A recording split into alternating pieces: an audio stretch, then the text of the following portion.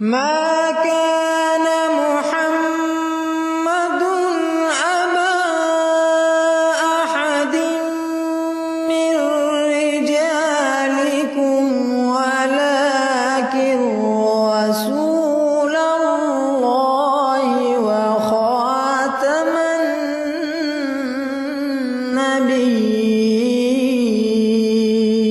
اعوذ باللہ من الشیطان الرجیم، بسم اللہ الرحمن الرحیم۔ السلام علیکم ورحمۃ اللہ وبرکاتہ۔ ناظرین و سامعین کرام، خاکسار نے ایک سیریل کے طور پر قرآن کریم سے جو نبوت کے متعلق آیات ہیں،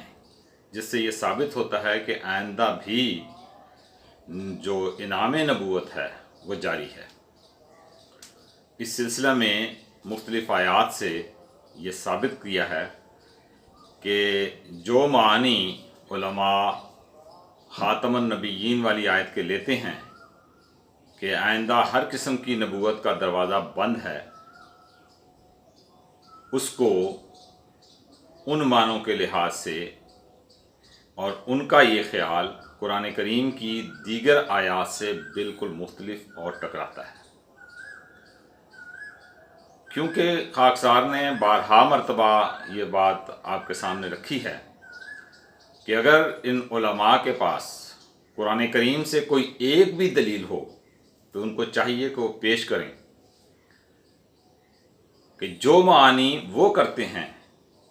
خاتم النبیین والی آیت کے کہ ہر قسم کی نبوت کا دروازہ بند ہے،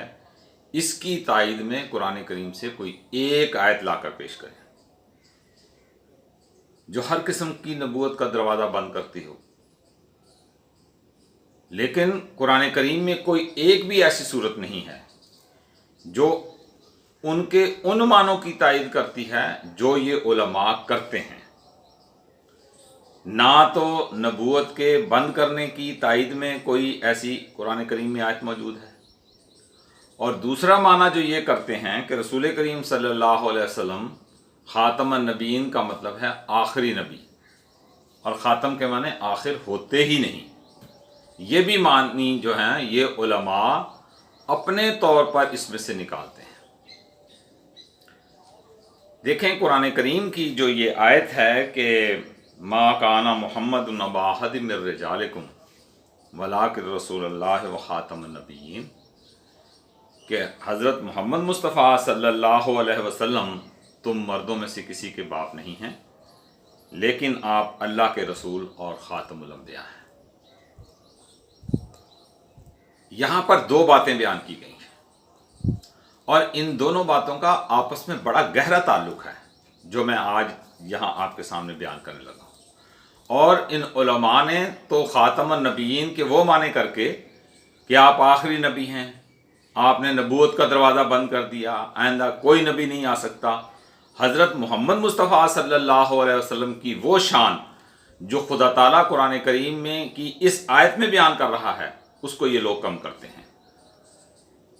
اور حضرت محمد مصطفیٰ صلی اللہ علیہ وسلم سے محبت کا دعویٰ کرنے والے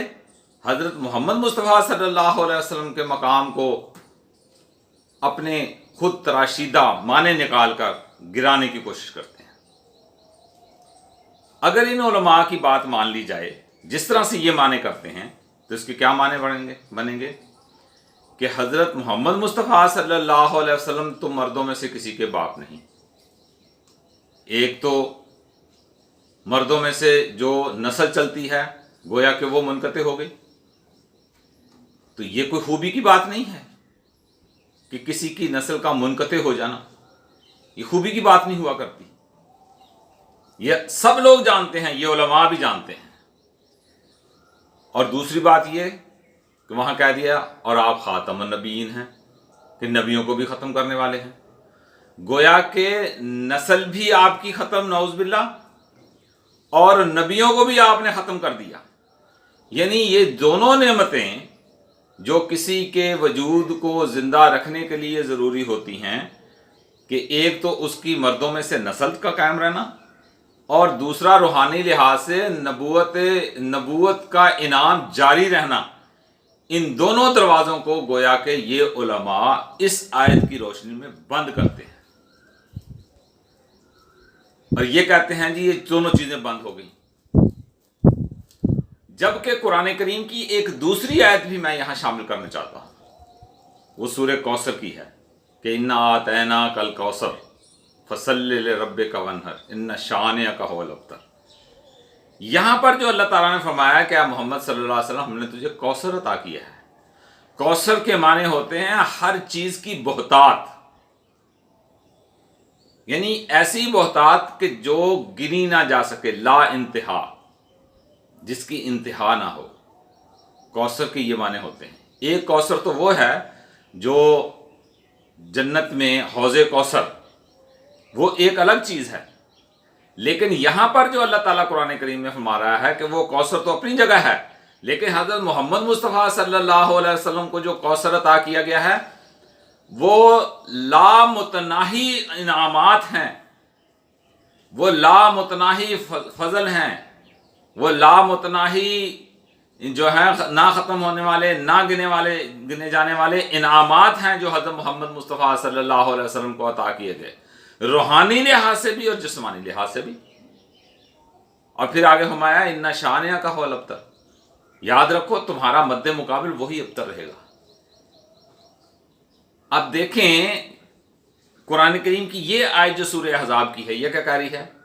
عام مردوں میں سے کسی کے باپ نہیں۔ اور ابتر کسے کہتے ہیں؟ لغت اٹھا کے دیکھیں، ابتر اسے کہا جاتا ہے جس کی نرینہ اولاد نہ ہو، اور یہ سب علماء جانتے ہیں کہ حضرت محمد مصطفیٰ صلی اللہ علیہ وسلم کی کوئی نرینہ اولاد زندہ نہیں رہی، سب فوت ہو گئے۔ اب اس آیت کا کیا مطلب نکالتے ہیں؟ انہی علماء کی تفسیریں اٹھا کے دیکھ لیں، وہاں کہتے ہیں جی ابتر اس لحاظ سے ان شانئک هو الابتر کے معنی ہیں کہ تیرا مد مقابل ہی ابتر رہے گا کہ روحانی لحاظ سے حضرت محمد مصطفیٰ صلی اللہ علیہ وسلم مومنین کے باپ ہیں، اس لیے ساری کی ساری امت حضرت محمد مصطفیٰ صلی اللہ علیہ وسلم کی اولاد میں شامل ہے۔ الحمدللہ، بالکل یہی معنی ہیں، اور یہی سمجھنے چاہیے اور یہی کرنے چاہیے۔ کیوں؟ نبوت کا انعام یہ بھی روحانی ہے، اور پھر اولاد کے لحاظ سے بھی ان شانئک هو الابتر، محمد مصطفیٰ صلی اللہ علیہ وسلم کی ساری امت کو محمد مصطفیٰ صلی اللہ علیہ وسلم کی اولاد میں شامل کر دیا گیا۔ جتنے بھی آپ کے مد مقابل تھے، عتبہ تھے، شیبہ تھا، ابو جہل تھا، کیا ہوا؟ ان کی اولادیں مسلمان ہو گئیں، ان کا جو دین تھا وہ ختم ہو گیا، وہ مقتول نسل ہو گئے اس لحاظ سے کہ جو ان کے دین پر وہ لوگ، جس دین پر وہ لوگ چلتے تھے وہ دین ان کا ختم ہو گیا، اور وہ دین محمد مصطفیٰ صلی اللہ علیہ وسلم میں ان کی نسلیں شامل ہو کر اسلام میں داخل ہوئیں، اور پھر حضرت محمد مصطفیٰ صلی اللہ علیہ وسلم کی اس روحانی اولاد میں شامل ہو گئیں جس کا یہاں پر وعدہ دیا گیا تھا کہ انا اعطیناک الکوثر فصلی لربک وانحر ان شانئک هو الابتر۔ اب آپ ان معنوں کے لحاظ سے دیکھیں تو کیا مطلب بنتا ہے کہ ظاہری طور پر تو حضرت محمد مصطفیٰ صلی اللہ علیہ وسلم تم مردوں میں سے کسی کے باپ نہیں ہیں، لیکن روحانی لحاظ سے محمد مصطفیٰ صلی اللہ علیہ وسلم ہی مقام کوثر پر فائز ہیں، اور ان شانئک هو الابتر، ان کے مد مقابل جتنے بھی لوگ ہیں وہ ابتر ہیں کہ ان کی نسلیں روحانی لحاظ سے ختم ہو گئیں، اور وہ ساری کی ساری نسلیں محمد مصطفیٰ صلی اللہ علیہ وسلم کی امت میں شامل ہو کر، چونکہ آپ مومنین کے باپ ہیں، امت کے باپ ہیں، اس لیے وہ ساری کی ساری اولادیں محمد مصطفیٰ صلی اللہ علیہ وسلم کی اولاد میں شامل ہو۔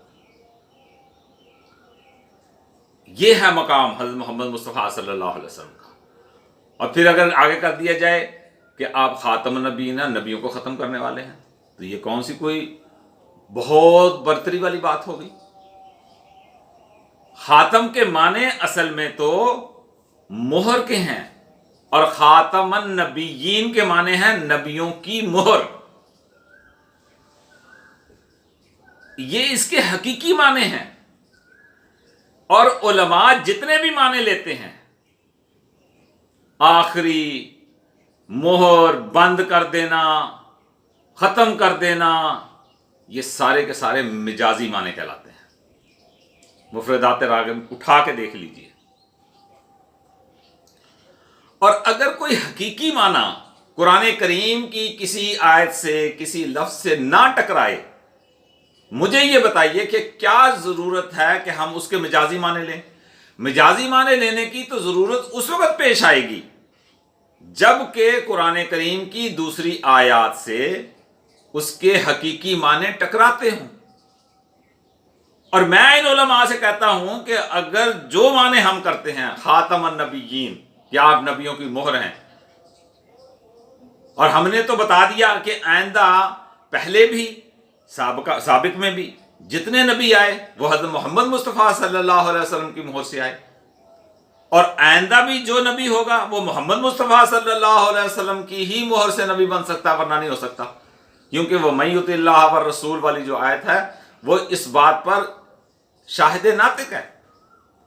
کہ جو اللہ اور اس رسول کی اطاعت کرے گا وہ مقام نبوت حاصل کرے گا، دوسرا نہیں کر سکتا. تو اس لحاظ سے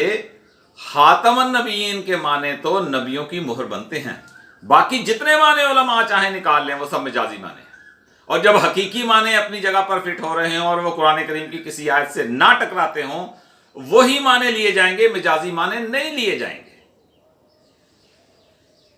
اور پھر ایک بڑی بات ہے جو رسول کریم صلی اللہ علیہ وسلم نے بیان فرمائی ہے. وہ کیا؟ ایک حدیث آتی ہے، رسول کریم صلی اللہ علیہ وسلم نے فرمایا کہ دنیا میں 1,24,000 نبی آئے ہیں. اور یہ علماء نا سٹیجوں پہ کھڑے ہو کر جو خاتم النبیین کے معنی کرتے ہیں، پلٹ دیتے ہیں، مجازی معنی لے لیتے ہیں، یہ اس حدیث کو پیش کرتے ہیں کہ حضرت صلی اللہ علیہ وسلم نے فرمایا جی دنیا میں 1,24,000 نبی آئے ہیں. بھئی سوال یہ پیدا ہوتا ہے کہ کیسے پتہ لگا رسول کریم صلی اللہ علیہ وسلم کو کہ 1,24,000 نبی آئے ہیں؟ وہ پتہ اس لیے لگا ہے، وہ آپ کو معلوم اس لیے ہے کہ وہ حضرت محمد مصطفیٰ صلی اللہ علیہ وسلم کی مہر سے ہی نبی آئے ہیں. آپ کو پتہ ہے کہ میں نے کتنوں کے اوپر مہریں لگائی ہیں. یہ ہیں خاتم. اور خاتم اس آلہ کو کہتے ہیں جس سے مہر کی جاتی ہے. جو نقش آتا ہے نا خاتم کے ذریعہ سے، وہ خاتم نہیں کہلاتی. خاتم وہ ہوتی ہے جو مہر کرنے کا آلہ ہوتا ہے، جو کسی بھی دفتر میں کسی بھی اعلیٰ افسر کے پاس تصدیق کے لیے رکھا جاتا ہے. آج بھی وہ موجود ہیں. اور وہ مہر جو کسی بھی بڑے سے بڑے افسر کے پاس ہوتی ہے، وہ جس پر لگ جائے وہ مصدقہ کہلاتی ہے. تو حضرت محمد مصطفیٰ صلی اللہ علیہ وسلم نے 1,24,000 نبیوں پر اپنی مہر ثبت کی ہے. اس لیے ہم کہتے ہیں کہ آپ صلی اللہ علیہ وسلم کے قول کے مطابق دنیا میں 1,24,000 نبی ہی آئے ہیں، کیونکہ آپ نے اس کی تصدیق کی ہے، آپ نے اس پر اپنی مہر ثبت کی ہے. اور آئندہ بھی جو نبی ہوگا وہ محمد مصطفیٰ صلی اللہ علیہ وسلم کی مہر سے ہی نبی بن سکتا ہے، اس کے بغیر نبی نہیں بن سکتا. کیونکہ قرآن کریم نے اس بات کو پابند کر دیا ہے کہ وَمَن يُطِعِ اللَّهَ وَالرَّسُولَ، کہ جو اللہ کی اور اس رسول کی اطاعت کرے گا وہ انعام نبوت پائے گا، وہ صدیقوں میں شامل ہوگا، وہ شہیدوں میں شامل ہوگا، وہ صالحین میں شامل ہوگا، وہ انبیاء میں شامل ہوگا. اور مفسرین کی تفسیریں اٹھا کے دیکھ لیجئے آپ، کیا لکھا ہوا اس میں؟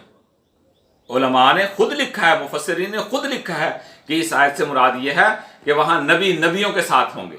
صدیق صدیقوں کے ساتھ ہوں گے، شہید شہیدوں کے ساتھ ہوں گے، صالحین صالحین کے ساتھ ہوں گے،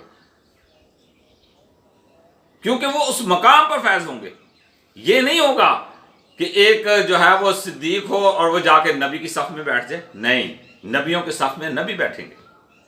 اور اگر قرآن کریم نے یہ انعام نبوت جاری رکھا ہوا ہے اس رسول کی اطاعت کے نتیجہ میں۔ تو یاد رکھیں، اگر پہلے بھی خدا کے رسول حضرت محمد مصطفیٰ صلی اللہ علیہ وسلم کی مہر نبوت سے نبی بنتے رہے ہیں تو آئندہ بھی آپ ہی کی مہر نبوت سے نبی بنیں گے۔ اسی لیے رسول کریم صلی اللہ علیہ وسلم نے اس بات کو بڑی وضاحت کے ساتھ بیان فرما دیا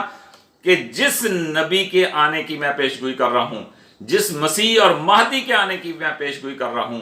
اس کے متعلق یاد رکھو، وَإِمَامُكُم مِّنكُم، تمہارا امام تمہیں میں سے آئے گا۔ اور دیکھیں ان علماء کی، میں کیا کہوں گا، عقل۔ ایک طرف سے تو حضرت محمد مصطفیٰ صلی اللہ علیہ وسلم کو کہتے ہیں کہ آپ آخری نبی ہیں، آپ کے بعد کوئی نبی نہیں، اور دوسری طرف حضرت عیسیٰ علیہ السلام کو آسمان سے اتار کے لانے کے اوپر تلے بیٹھے ہیں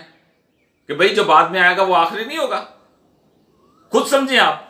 پھر آخر کون رہے گا؟ لیکن حضرت محمد مصطفیٰ صلی اللہ علیہ وسلم نے اس بات کو بھی فرما دیا کہ وَإِمَامُكُم مِّنكُم، وہ تمہارا امام تمہیں میں سے ہوگا۔ اور وہ ہوگا کیوں؟ وہ مَن یُطِع اللہ والرسول کی وجہ سے، وہ اطاعت، اس رسول کی اطاعت اور خدا کی اطاعت کے نتیجہ میں وہ انعام نبوت پائے گا، چونکہ وہ محمد مصطفیٰ صلی اللہ علیہ وسلم کا کامل غلام ہوگا۔ اس لیے یہ کہنا کہ وہ مہر نبوت، وہ ختم نبوت کی مہر ٹوٹ جاتی ہے، نہیں، بلکہ اس کی